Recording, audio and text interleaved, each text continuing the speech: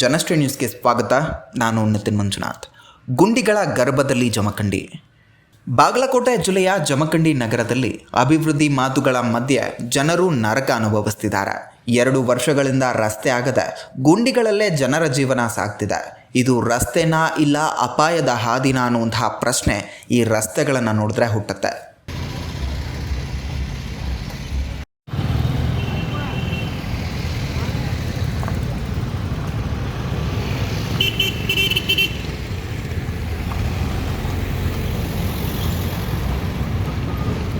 ಹೌದು, ಇದು ಜಮಖಂಡಿ ನಗರದ ಸ್ಥಿತಿ. ದೇಸಾಯಿ ಸರ್ಕಲ್ನಿಂದ ಅಂಬೇಡ್ಕರ್ ಸರ್ಕಲ್ವರೆಗೆ ಇರುವಂತಹ ಈ ಸಂಪೂರ್ಣ ರಸ್ತೆ ಹದಗೆಟ್ಟಿದೆ. ಪ್ರತಿ ಹೆಜ್ಜೆಯಲ್ಲೂ ಗುಂಡಿಗಳು, ಪ್ರತಿ ಪ್ರಯಾಣವೂ ಒಂದು ಅಪಾಯ ಎನ್ನುವಂತಹ ಮಟ್ಟಿಗೆ ಈ ರಸ್ತೆ ತಲುಪಿದೆ.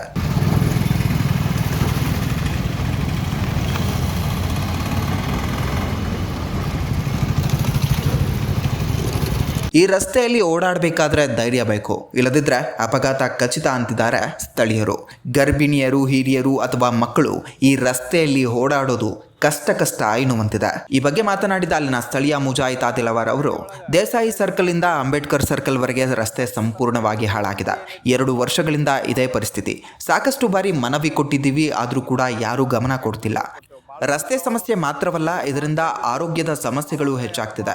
ಧೂಳು ಏರಿ ಜನರ ಉಸಿರಾಟಕ್ಕೂ ತೊಂದರೆ ಆಗ್ತಿದೆ ಅಂತ ತಮ್ಮ ಸಮಸ್ಯೆಯನ್ನ ತೋಡಿಕೊಂಡಿದ್ದಾರೆ.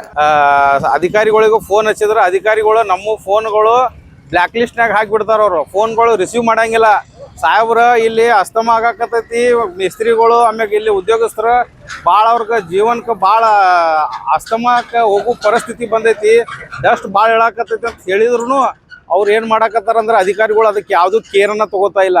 ಆಮ್ಯಾಗ ಎಲ್ಲ ಅಧಿಕಾರಿಗಳಿಗೆ ನಾವು ಫೋನ್ ಹಚ್ಚಿದ್ರೆ ನಮ್ಮ ಫೋನ್ಗಳು ಬ್ಲ್ಯಾಕ್ ಲಿಸ್ಟ್ನಾಗ ಒಗದಾರ ಅವರು. ನಾವು ಯಾರ ಕಡೆಯಿಂದ ಫೋನ್ ಹಚ್ಚಿದ್ರು ಯಾರು ಫೋನ್ ವ್ಯವಸ್ಥೆ ಇಲ್ಲ.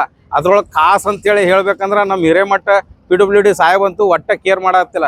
ನಾವು ರೋಡ್ ಮಾಡಲಿಲ್ಲ ಅಂದ್ರೆ ರೋಡ್ ಮಾಡಬೇಡ್ರಿ ಸರ, ಕಮ್ಮಿ.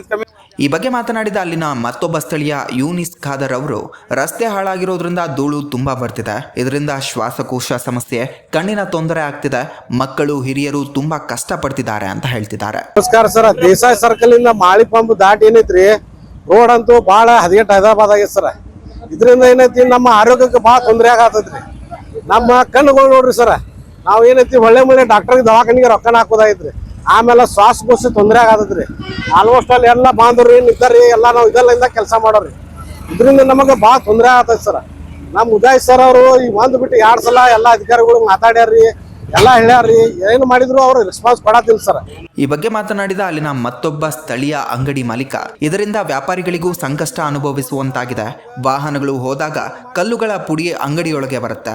ರಸ್ತೆ ಹಾಳಾಗಿ ನಮಗೆ ತುಂಬಾ ನಷ್ಟ ಆಗ್ತಿದೆ. ಕಲ್ಲು, ಧೂಳು ಅಂಗಡಿಗೆ ಬರ್ತಿದೆ. ಗ್ರಾಹಕರು ಬರೋದಿಲ್ಲ ಅನ್ನುವಂತಹ ಮಾತುಗಳನ್ನ ಇವರು ಹೇಳ್ತಿದ್ದಾರೆ. ನಮ್ಮ ಶ್ರೀರಾಮ್ ಶೋರೂಮ್ಗ ಇದ್ರೊಳಗ ಆಮ್ಯಾಗ ನಾವು ಅಲ್ಲಿ ಕೆಳಗಡೆ ಕೆಲಸ ಮಾಡ್ತಿದ್ವಿ ರೀ. ಈ ಬಸ್ಗಳು ಬರ್ತಾ ಇದ್ದಿದ್ದಿಲ್ಲ. ಬಸ್ಗಳು ಟೈರ್ದಿಂದ ಫುಟ್ಟದ ನಮ್ಮ ಅಂಗಡಿಯಲ್ಲಿ ಬರ್ತಾವ್ರಿ. ನನಗೆ 2 ಸಲ ಕೂತಿತ್ರಿ, ಅದನ್ನ ಇದನ್ನ ಮಾಡ್ಕೊಂಡೀನಿ. ಮತ್ತೆ ಇವ್ರು ಆಫೀಸರ್ ಯಾರು ಬಂದ್ರೆ ಮಾಡ್ತಾರೆ, ಏನು ಮಾಡ್ತಾರೆ, ಈ ಕಡೆ ಮೋದಿ ಸುದ್ದಿ ತೋರ್ಸಂಗಿಲ್ರಿ ಇವರು. ಮತ್ತೆ ಇಷ್ಟೆಲ್ಲ ಕಲ್ಲು ಸೈಡ್ದಿಂದ ನೋಡ್ಕೋರಿ ನೀವು, ಎಷ್ಟು ಬಿದ್ದಾವ್. ಇಟ್ಟು ದಮ್ಮು ಕಲ್ಲು ಬೀಳ್ತಾವ್ರಿ.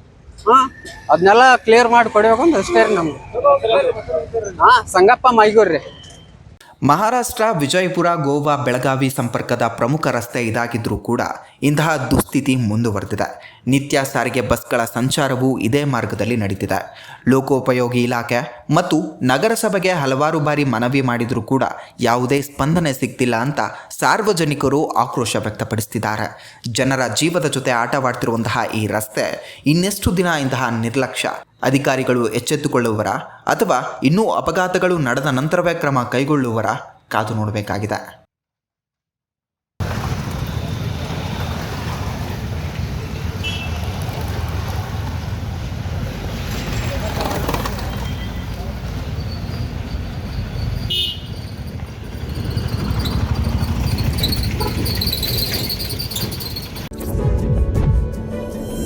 ಇದೇ ರೀತಿಯ ನಿರಂತರ ಅಪ್ಡೇಟ್ಗಳಿಗಾಗಿ ನೋಡ್ತಾ ಇರಿ ಜನಶ್ರೀ ನ್ಯೂಸ್.